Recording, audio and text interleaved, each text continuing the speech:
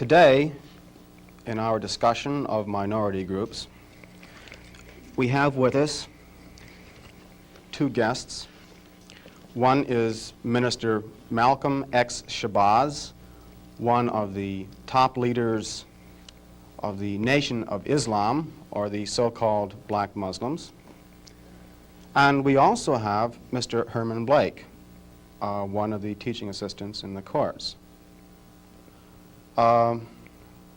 We will discuss today some of the goals and some of the strategies of the Nation of Islam. And I wonder if Mr. Blake might start it off by asking Mr. Shabazz a question. Minister Malcolm, the thing that I thought might be good for starting it off is to talk about one of the most pervasive beliefs in the general society about the Nation of Islam, and that is that it is an organization dedicated to the use of violent means to attain its goals. The question I have is, how true is this, and why do you think it persists in society? Well, the Muslims who have accepted the religion of Islam and follow the religious guidance of the Honorable Elijah Muhammad have never bombed any churches, have never murdered any little girls, as was done in Birmingham, have never lynched anybody, have never at any time been guilty of initiating any aggressive acts of violence during the entire 33 years or more that the Honorable Elijah Muhammad has been teaching us. The charge of violence against us actually stems from the guilt complex that exists in the conscious and subconscious minds of most white people in this country. They know that they've been violent in their brutality against Negroes, and they feel that someday the Negro is going to wake up and try and do unto them as they have do unto the whites as the whites have done unto us. We aren't a violent group. We are taught by the Honorable Elijah Muhammad to obey the law, to respect everyone who respects us. We're taught to display courtesy, to be polite. But we're also taught that at any time anyone in any way inflicts or seeks to inflict violence upon us, we are within our religious rights to retaliate in self-defense to the maximum degree of our ability.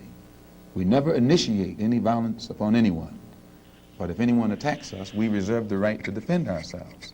So to accuse us of being violent is like accusing a man who is being lynched, who is being hung on a tree, simply because he struggles vigorously against his lyncher.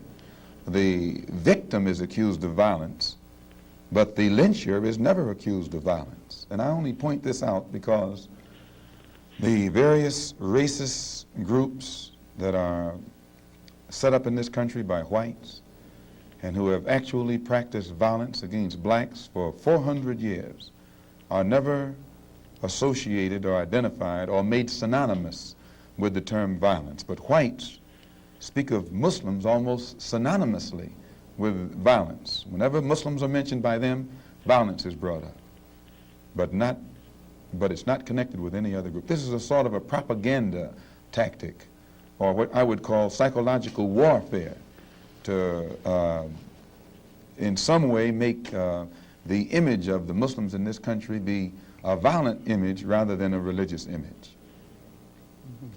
I'd like to ask a question in that regard. What's interesting is that members of the Nation of Islam have not used violence even when black Americans were attacked. How do you account for this? Does this in any way contradict some of the basic premises of your movement? I don't know how you mean. Well, you maintain, for example, that you will not, or that you should not use violence unless you are attacked by the white man. And I think we can note in the last several years, certainly, dozens and dozens and dozens of instances in which Negroes have been attacked, killed in some instances. You mean in these The demonstrations? demonstrations and the bombings, for example, recently in Birmingham where they killed 4 little Negro girls. And what interests me is the fact is that the Nation of Islam has not done anything to retaliate. I think you should be happy. But I'm the going to- important thing is, does your lack of action No. contradict any of No. your basic principles? I'll explain it. You should be happy that Muslims who follow the Honorable Elijah Muhammad, number one, don't believe in any form of integration, and who believe that every mention of the word integration by whites, whether it be from the mouth of Kennedy on down to the mouth of the lowest, raggediest white liberal in the street who is beatnik-like involving himself in these integration efforts, if we believed in it, we would integrate, and we would fight anybody who got in our way or made any effort whatsoever to stop us from integrating. If we really believed that the law of the land, the Supreme Court, and other so-called judicial bodies were for real when they talked about integration, we would integrate. And knowing that the law was on our side, and any effort we made to demonstrate toward integration, why, we would know the law should be on our side, if it's the law of the land. If it is the law of the land, then the demonstrators are within the law, and the discriminators are against the law. But to show you the hypocrisy of the law, when Negroes demonstrate for integration, instead of arresting the discriminators, the law arrests the demonstrators. So this is a foolish move on the part of Negroes. And when you foolishly get yourself involved with an enemy, then whatever comes upon you, that's your business. As Muslims, we believe that separation is the best way and the only sensible way, not integration. And but on the other hand, when we see our people being brutalized by white bigots, white racists, we think that they are foolish to allow themselves to be beaten and brutalized and do nothing whatsoever to protect themselves. They are foolish. They should have the right to defend themselves against any attack made against them by anyone. If a dog is biting a black man, the black man should kill the dog. Whether the dog is a police dog, a hound dog, or any kind of dog. If a dog is sick on a black man, when that black man is doing nothing but trying to take advantage of what the government says is supposed to be his, then that black man should kill that dog, or any two-legged dog who sicks the dog on it. Should other black men help that particular person who was attacked? I think you'll find, sir, that there will come a time when black people wake up and become intellectually independent enough to think for themselves, as other humans are intellectually independent enough to think for themselves. Then the black man will think like a black man, and he will feel for other black people. And this new thinking and feeling will cause black people to stick together. And then at that point, you'll have a situation where when you attack one black man, you are attacking all black men. And this type of black thinking will cause all black people to stick together. And this type of thinking also will bring an end to the brutality inflicted upon black people by white people. And it is the only thing that will bring an end to it. No federal court, state court, or city court will bring an end to it. It's something that the black man has to bring an end to himself. Minister Malcolm, let me, on the basis of your two remarks, ask a double-pronged question.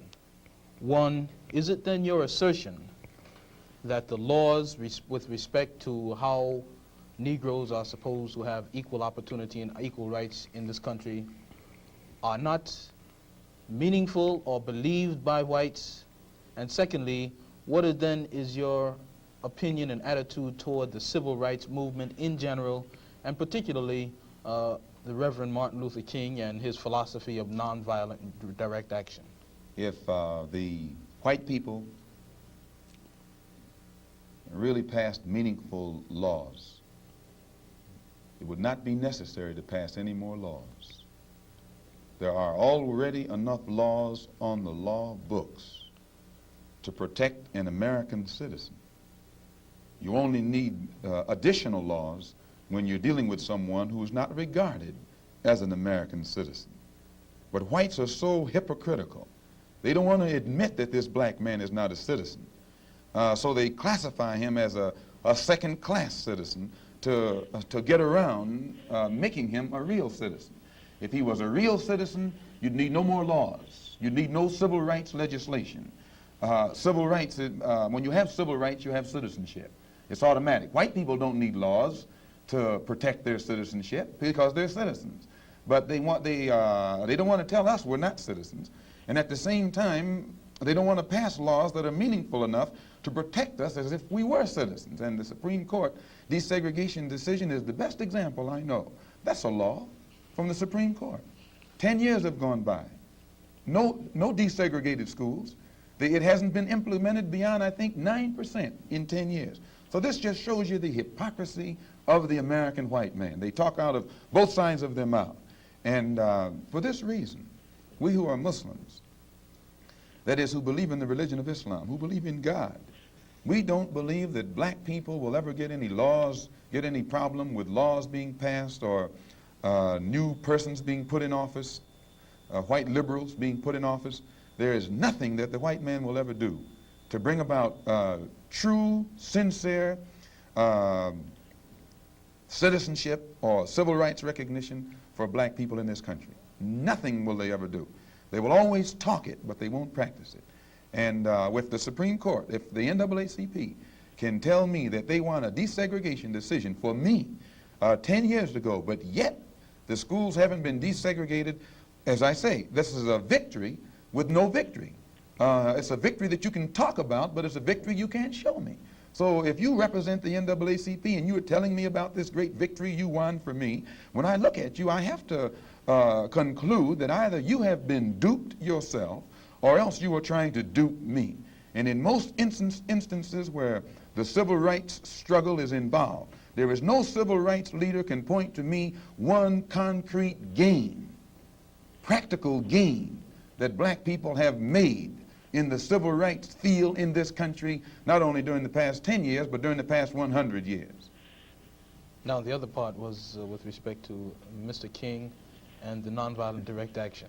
Well, I will let Jimmy Baldwin and John Killens and Lou Lomax, the writers, answer that. Speaking right after this church was bombed in Birmingham, Christian church was bombed in Birmingham by Christians too, mind you, and these 4 little girls were murdered. John Killens and James Baldwin and Lomax and the Negro writers and actors had a meeting at the town hall in New York, and Killen pointed out concerning these murders of these little girls, said the killings had raised doubts about the intelligence of the nonviolence in the civil rights struggle. He went on to declare that he could no longer be asked to love those who persecuted and killed Negroes. He also, and the writer, Mr. Handler, who's describing this, said that Killens, it was not clear concerning Killens' remarks to his audience that he was breaking with it was clear rather to his audience that he was breaking with the doctrine of the Reverend Martin Luther King's philosophy that as Christians, Negroes should love their fellow man in a truly religious sense. Now, James Baldwin, speaking on that same platform, said, and I was present during this entire affair, asserted that the American people shared a collective guilt for the persecution of Negroes, much as Germans did because of their silence during the Nazi persecution. He denounced President Kennedy for what he termed Kennedy's lack of passion in the civil rights struggle. Mr. Baldwin said that there could no longer be a Republican Party for the Negro people as long as it listed a Barry Goldwater, nor a Democratic Party for the Negro people with a Senator Eastland on its roster. He asserted that the federal government acted swiftly and energetically, that unless the federal government acted swiftly and energetically, future slaughter would make Birmingham look like a dress rehearsal. What do I think about King's attitude? King's right-hand man, Wyatt Walker, at King's convention, according to the New York Times on September the 26th, said, quote, "We have been duped," meaning these persons involved in the civil rights struggle, of which King is the symbolic leader. His right-hand man says, and I quote, "We have been duped, or have duped ourselves, into believing that the chains have been broken, when in truth we have only been chained more securely. Half freedom has in many instances been worse than no freedom at all." Why, don't ask me what I think about their struggle. I can tell you what they think about their struggle. And they are pointing out that it is becoming more difficult every day for the civil rights leaders to keep the masses of black people nonviolent and long-suffering and patient, and keep them from becoming disenchanted. I hope that answers your question. Well, now there's a new party which has started on the East Coast called the Freedom Now Party, an all-black organization. Would you comment upon this and also upon the possibility that the Nation of Islam might begin to turn some of its attention to the political arena in view of the fact that it is in the political arena that Negroes have not been able to in any way get justice, as has been pointed out in your previous statement? I'm not familiar with the Freedom Now Party.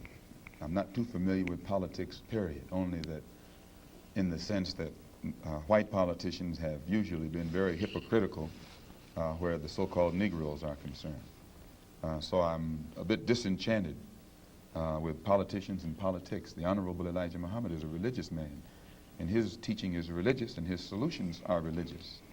The Freedom Now Party, from what I understand, is headed by a lawyer named Conrad Lynn. I know him. He probably means well.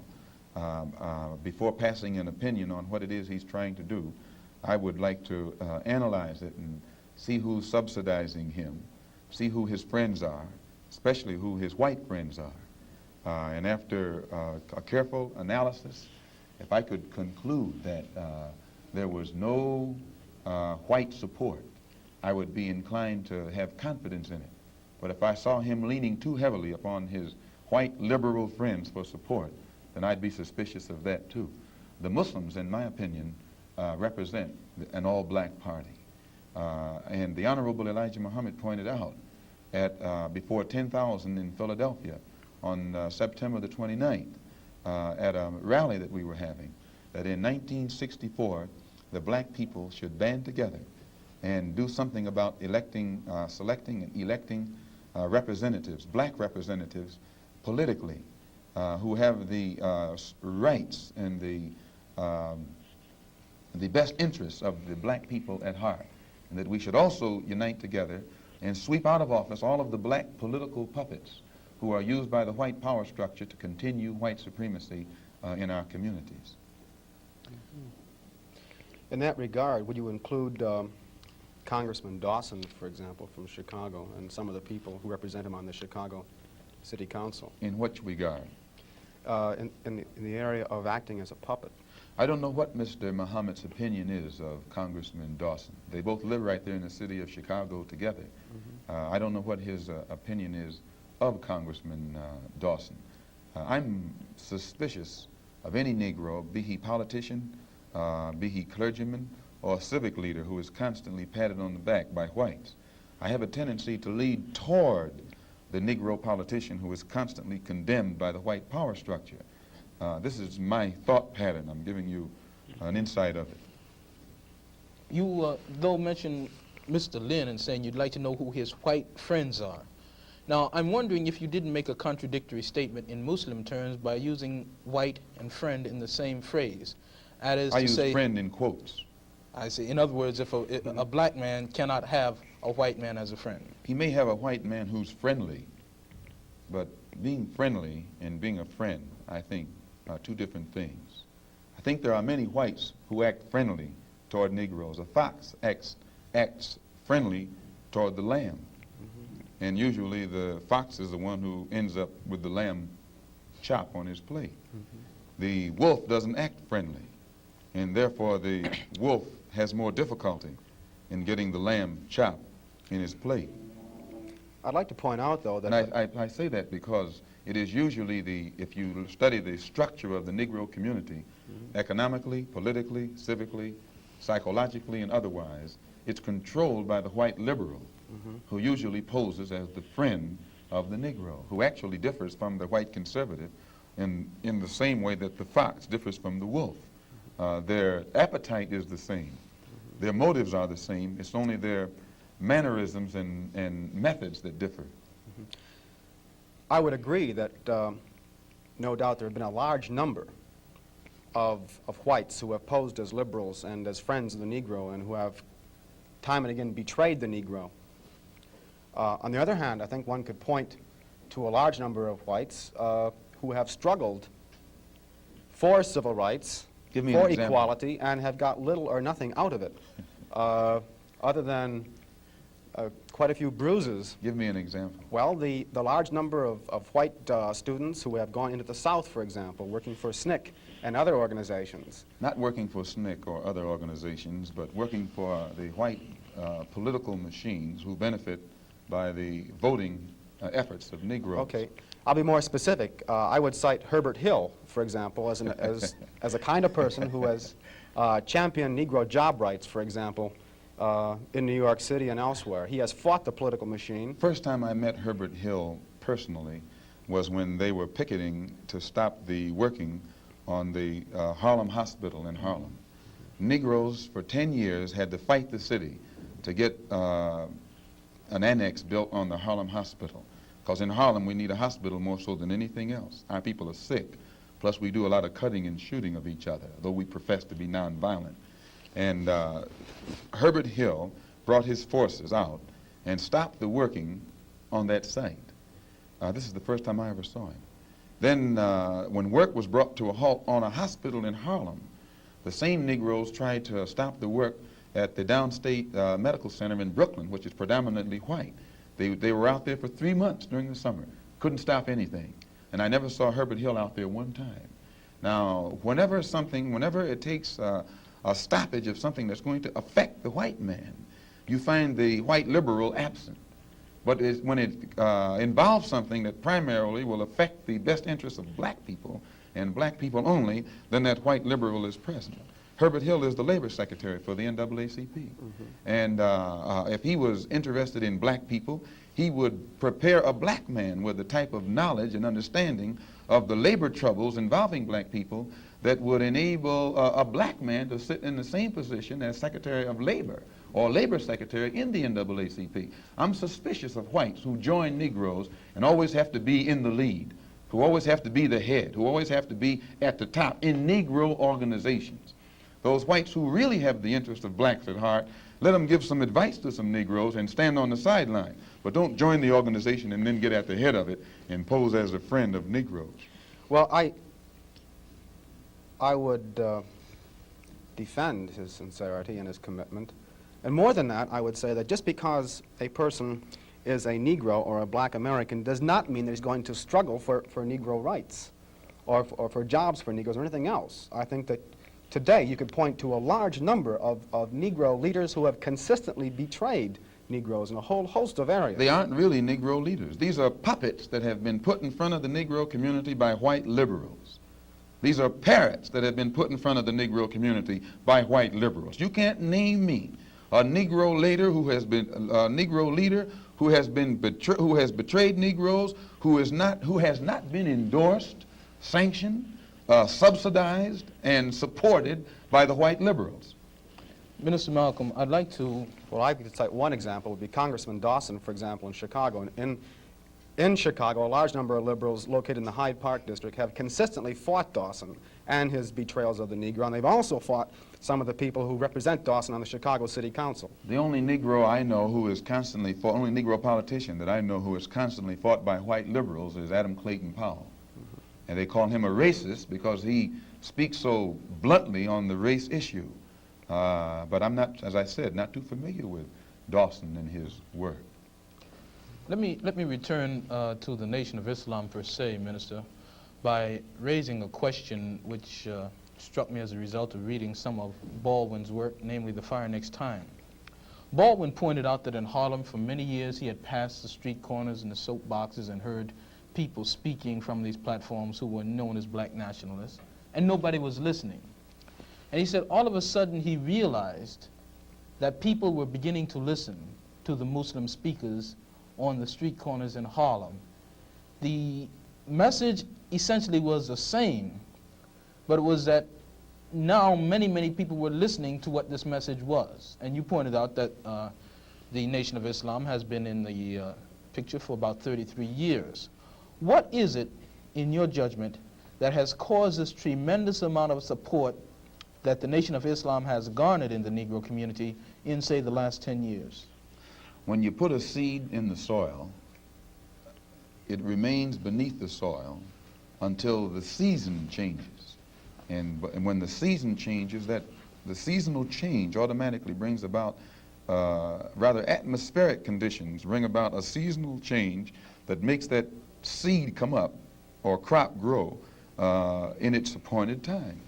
And all over this world today, God himself has brought about political changes, a political atmosphere, sociological, social atmosphere, economic atmosphere.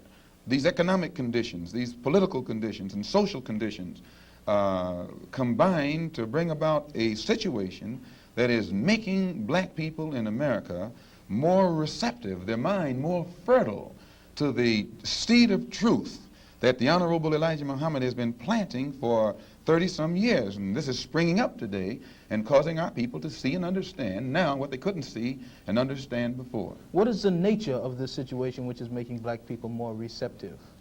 Well, you take in the past, say, 15 years, how the nations have emerged, dark nations have emerged in Africa. Prior to 10 years ago, most Negroes identified Africa with a savage, jungle-like place. And whenever you mentioned the word African, in their mind's eye, they could see the image of someone running around with a spear, with no language, who'd say ugga bugga boo or bwana or something, and who'd be in a jungle running from lions or chasing lions. But then when, after the war, when the United Nations was set up in New York City, black people began to look at men like Tom Mboya. They began to look at men like Nkrumah. They began to see men like Lumumba. They began to see men like Nasser. They began to see these Belawa and Azikwe, who could exchange intellectually with whites on an international level in a political form and hold their own. This made the black people in this country realize that what the Honorable Elijah Muhammad had been teaching all the time actually had substance. And they began to turn it over in their mind and see that what he was saying had more weight to it than what these other Negroes were saying. And they began to identify themselves with the black world and the black struggle more closely than they identified themselves with this so-called white world. Let me ask you a question with respect to a statement which Essien Udom quotes as being on a bulletin board in the University of Islam in Chicago by the Honorable Elijah Muhammad. According to Essien, Mr. Muhammad states, "Up, you mighty race. You can accomplish what you willed. Build your future on these foundations: freedom, justice, and equality." What is the definition of freedom, justice, and equality for the black man, and where and when is it to be attained? Well, take equality first. The Honorable Elijah Muhammad doesn't teach us to associate equality with whites. Equality has nothing to do with whites. We don't want to be equal with the white man. He's not the criteria or yardstick by which equality is measured. He's not in a position to tell us we are equal. It's not his right. It's not his to do. Equality, we want equality. We had equality before the white man was created. We had equality before the white man came into existence. And we want equality whether the white man is on this earth or not. Equality means the opportunity to develop all of our dormant potential, all of our dormant capability. And in developing this dormant capability, the right and the ability to stand on this earth on some land of our own and bring about a civilization and a society in which we will be completely independent, complete freedom to take care of the needs, to take care of the wants and the likes and the dislikes of our people, to establish our own nation, our own society, our own heaven, our own future. This is what we mean by freedom, by equality, and justice means as you sow, so shall you reap. If you do wrong, you'll get wrong in return. And if you do right, you'll get right in return.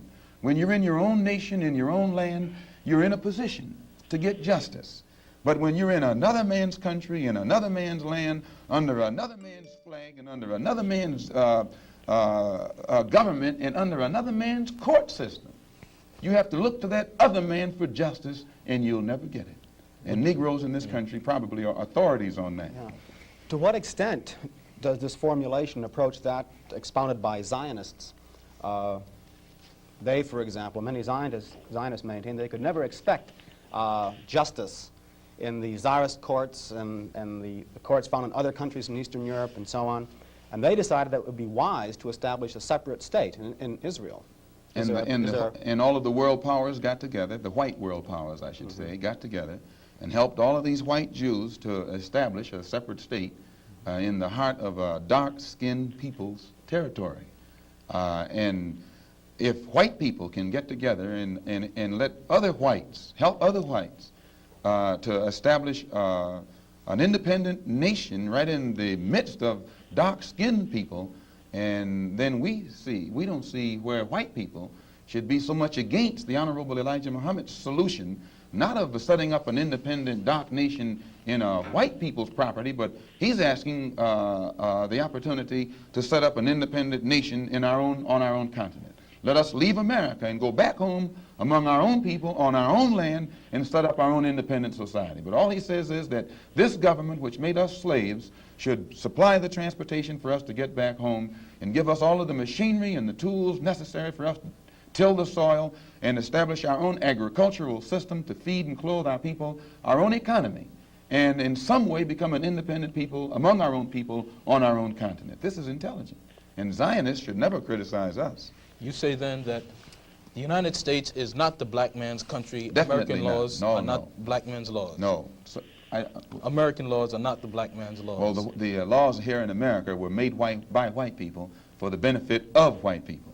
The Constitution was written by whites for the benefit of whites. It was never written for the benefit of blacks. And when you read the Constitution, I think in Article 1, Section 2, or Section 1, Article 1, one of the two, and it's in the Constitution, it says that it classifies black people as 3/5 of a man. 3/5 of a man, subhuman, less than a human being. It relegates us to the level of cattle, hogs, chickens, cows, a commodity that could be bought and sold at the will of the master. No, it was written by whites for the benefit of whites and to the detriment of blacks. And when a black man stands up talking about his constitutional rights, he's out of his mind. Now, Minister Malcolm, in our textbook, which the students have read, supposedly, there is a statement, which is a quotation from Essien and essentially that from Lincoln, to the effect that the Nation of Islam does not have a great deal of support in the Negro community in this country by and large. And a recent national poll of American Negroes found that leaders and rank and file, according to their statistics, supported the Reverend Martin Luther King somewhere over 90%, whereas the support and favorable rating that they gave Minister Muhammad was less than 20%, and somewhere around 45% of them gave an unfavorable rating to Mr. Muhammad. What would your response be in terms of Baldwin's statement that this is a growing thing and the kinds of evidence that we have that there isn't much to it? Well, that statement I just made concerning the Constitution is Article 1, Section 2 in the Constitution, where it classifies us as chattel. Baldwin did point out that Mr. Muhammad has the only grassroots support and is the only one whose whole following operates or functions on a mass vehicle. And I think Baldwin told Dr. Kenneth Clark that Martin Luther King is at the end of his rope.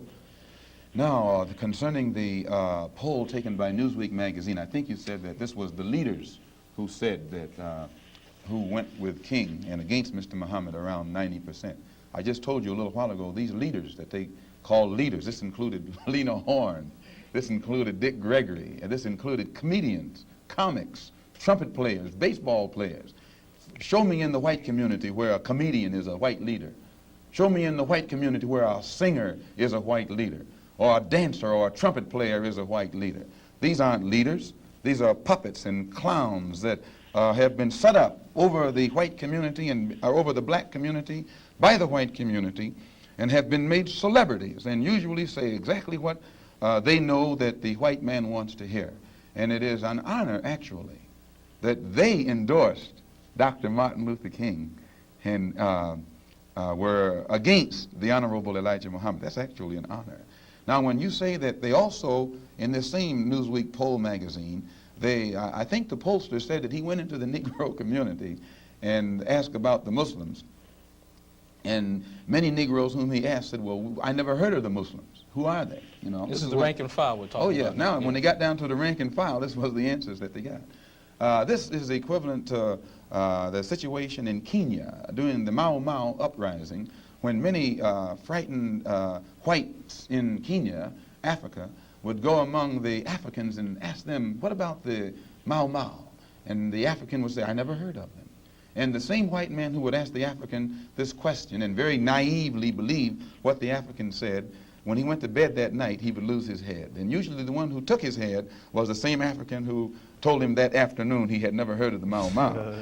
Except in the Newsweek poll, they used Negro interviewers.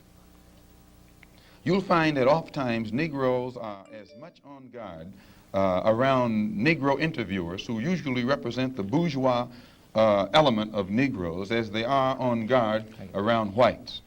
Usually Negroes know that when this bourgeois Negro walks through the door, he is not doing something that he's initiated himself, but he's involved in something in which the white man is the absolute author of and has sent him to the Negro community for some information. And when they give that Negro some information, usually they give him the information that they want him to take back to the white man, because that's who he's going to take it back to. 4 more minutes. Our time is just about up, Minister Malcolm, and perhaps you could summarize and conclude by giving us, in your opinion or in the opinion of Mr. Elijah Muhammad, what would be the ideal solution to the racial problem in the United States today? Well, on Thursday, October the 3rd, the New York Tribune, in an editorial, pointed out in Boston, in an article called The Civil Rights Iceberg, they pointed out how Kennedy had realized that beneath the water, the civil rights whole problem was political suicide. Because in his own hometown, the head of the Board of Education, a woman named Mrs. Hicks, was running against the NAACP philosophy, and she swept aside all other opposition. The whole white community supported her in opposition to the NAACP's desire for integrated schools, integrated housing, and otherwise. So I say that to say this, that even the Jewish community, which is supposed to be pro-liberal, went against the NAACP. Whites are against integration in practice, but they're for it in principle. So the only solution is separation. And the Honorable Elijah Muhammad says that this can be brought about simply by letting our people be exposed to the truth about ourselves, about the white man, about our history and our condition in this country. And once we are exposed to the complete truth about things as they actually exist in this country, the masses of black people will choose complete separation from this entire system, political system, economic system, social system, and whatever other aspect or description or adjective you want to attach to it. Let us go back home to our own people, live among our own kind, and solve our own problems ourselves. And if the white man doesn't want us to go back to our own people and live in our own country, then since we can't get along together in peace on this country with white people, Let us separate part of this continent, migrate to that separate territory. Let the government give us everything we need to establish our own independent economic system and society, and thereby we'll be able to solve our own problems ourselves and prove that we are human beings and a part of the human family and can do for ourselves what other humans have done for themselves. And then we'll be able to stop blaming the white man for what he has done and stop begging the white man to solve our problems. We'll be able to solve our problems ourselves. Thank you very much. That's it.